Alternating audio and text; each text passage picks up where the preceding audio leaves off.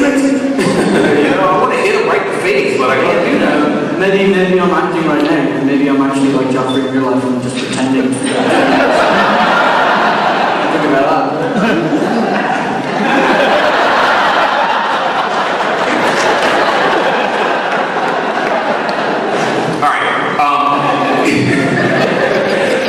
Dude, Game of Thrones.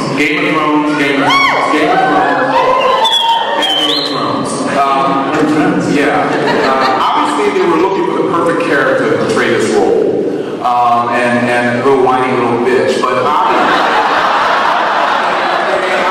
sure they searched high and low for somebody who can execute that. And then they came across me, and I couldn't do it that well at all. Anyway, so I'm sure the auditioning process. First of all, were you up against any known actors, let's say, for this role? I have no idea. I actually don't know. I was just talking with my friend, my agent, Lawrence there, and we were just talking about how the audition was so kind of boring and bland. Not boring, but it was just, unremarkable. It was like an audition like any other. I just got a call, and I knew a lot of my friends were going, and they were casting loads of different people. So I didn't think I had a chance at all. It was just a really quick 5-minute audition. I read a quick scene, and that was it. And I might have done another, like a recall, but it was all a pretty quick process. And I heard I got the part, and it was all a bit surreal. But how long did that take from auditioning to when they said, okay, you're all got? I think it was like a month, So it wasn't like there was this big stressful. You're up against, I don't know, Daniel Craig or whatever, Yeah, you would be up Tom Cruise, I did have to talk to Tom Cruise. I was like, Tom, I don't know, I'm joking. But, it's like, Tom, I'm gonna have to take the part. He was really bummed out because he but I think he got over it. But I think they were casting a lot around the UK and Ireland. They just happened to choose me. I don't know why. Oh, we know why. Okay. I forgot. I had a prop I was going to bring up here, and I actually left it down at one of the dealers or whatever. But I just need to ask you. You want a drink? Shut up. Let's go ahead with the question. Hi. Good morning. How are you? No, it's good afternoon now. Is it? Okay. I think it's just the afternoon. Alright, well, I'm a big fan, and I think you're an amazing actor, because that took a lot of guts. What are some of your future projects? Can you tell us anything about what you've got coming up?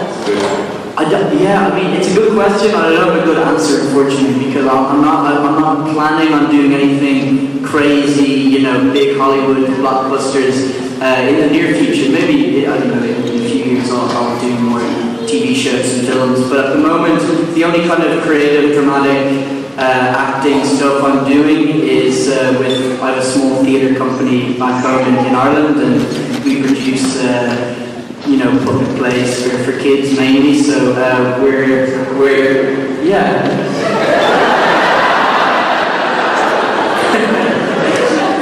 Show me. I think it's on YouTube, kind of like puppets like that. I'm not that there's a few of us and we all met in university, and there's one guy in the company, Aaron Heffernan, who's a really good actor in his own right, but he has this kind of genius creative talent where he can kind of make these animal puppets out of towels and lampshades, and we don't have crazy high budget, but so we usually make kind of Pixar type fantasy, sci-fi shows for kids with like a nice moral story and cute little characters and that kind of thing. You're so lying through your teeth. I swear! That's what it is. That ain't true. That is true. We're doing a show we're doing one of our shows in New York in September called Bears in Space. Two astronaut bears traveling through space, and it's kind of about friendship and loyalty and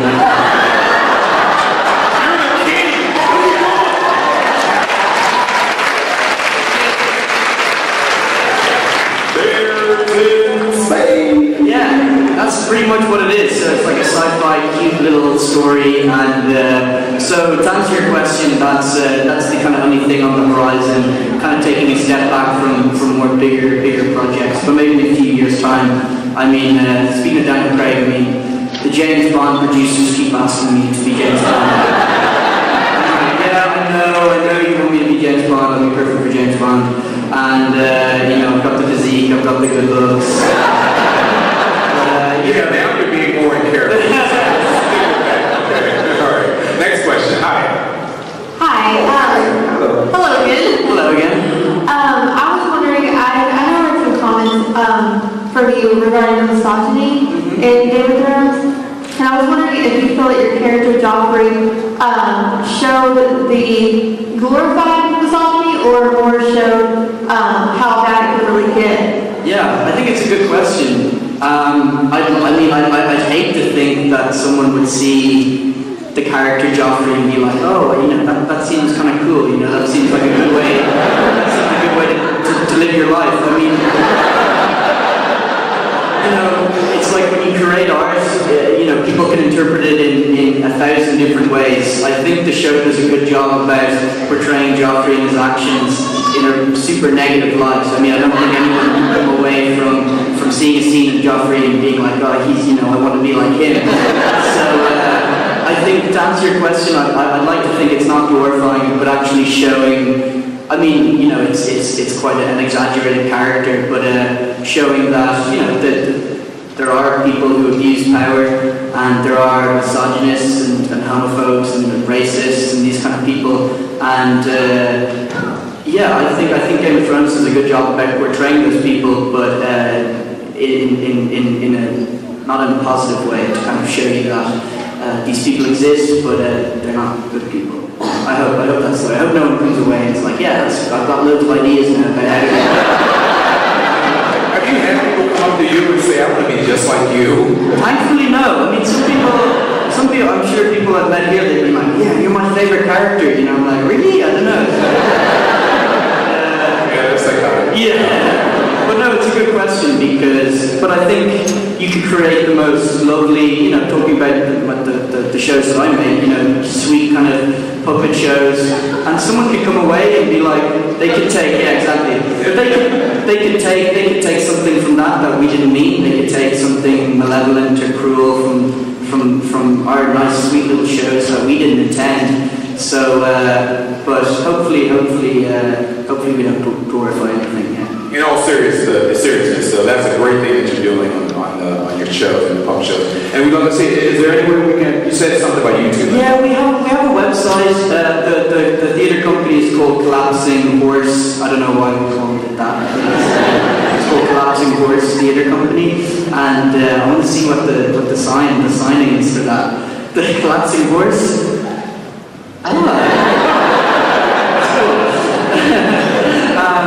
So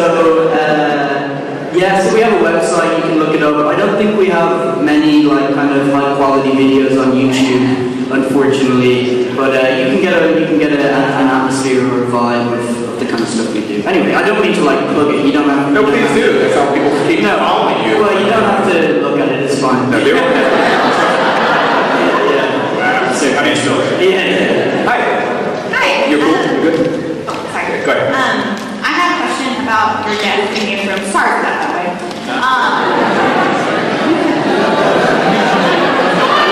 Maybe not so sorry. Sorry, not sorry.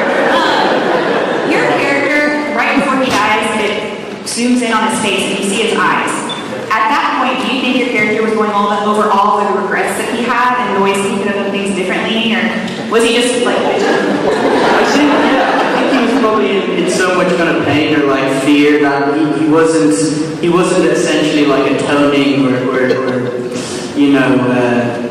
going over those moments. But I think what hopefully some people got, obviously you want him to die because he was so cruel, but hopefully with that moment with the eyes you maybe see the innocence of Joffrey. Obviously he's not a very innocent character, but he's still a 14-year-old, 15-year-old kid, and he's essentially you know, he's essentially just an idiot kid, an idiot teenager that's been given too much power, and, you know, he is an evil guy and he does evil things, but in that moment, I think there is a certain innocence and sadness there that he's just this kid who's been caught up in this power struggle. So I don't think he was atoning for anything, but maybe there was a certain sympathy there that you could get. I've seen it.